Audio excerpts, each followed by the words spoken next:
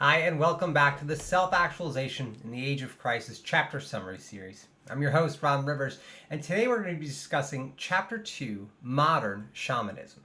So aligning our spirituality with the single truth in the relational universe is in many ways a form of developing a present independent of our past, right? Rejecting the inheritance of a past we had no say in choosing. Modern shamanism specifically refers to the fact that every spiritual technology, every religion has rituals, right? There's prayer, fasting. In the past, we did ritual sacrifice of animals and humans.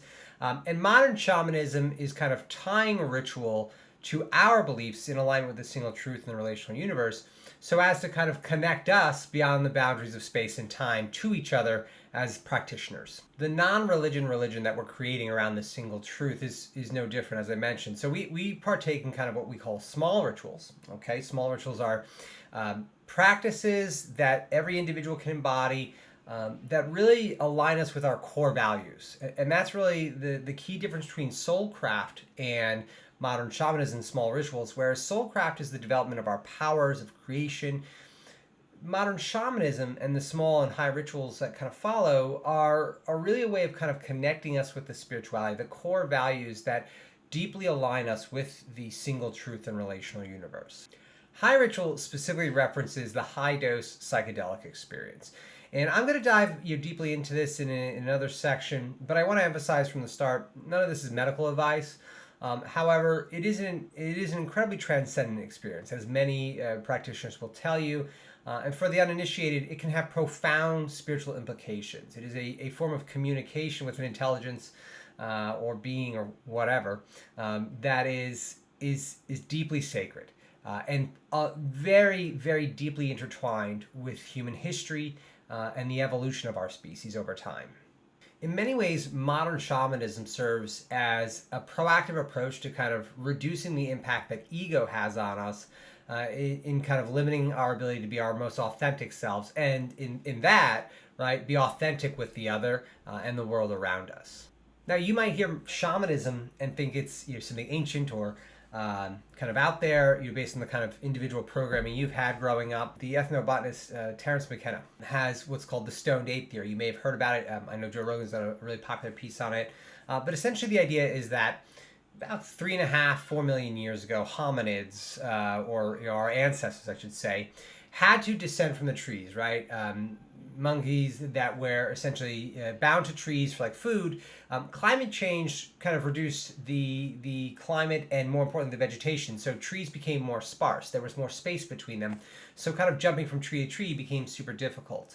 And that forced our ancestors down onto the ground, which then in turn led to the innovation of kind of standing on two legs, right, to see over the prairie. But as they would kind of migrate and look for food sources, they noticed over time that there were psychedelic mushrooms growing on cow dung. They would pick them and eat them. And over time, the compound, experience of eating these psychedelic mushrooms in high doses and high frequencies started to change human intelligence. And McKenna specifically argues that there were several really radical bursts in human intelligence. So it wasn't a gradual progression. It was, at a specific period in our history, our intelligence doubled, and then it doubled again. And McKenna argues that the long-term imbibing of psychedelics, not only for the individual, but for the collective culture, changed who we are. It furthered our, so psychedelics, if you're unaware, produce a state of synesthesia, right? So it connects audio and visual in ways that are previously inaccessible, through their standard human experience. And in doing that, it increases language, it increases imagination. I would argue probably one of the most important things is it increases awe. So for anyone who's done the high dose kind of ego dissolving experience, it is terrifying in its awe-inspiring love. It's the greatest way to kind of describe it. But it really does spark the imagination of alternative visions of the possible. And over time, this started to dramatically impact the culture of human beings who were imbibing them in their journeys.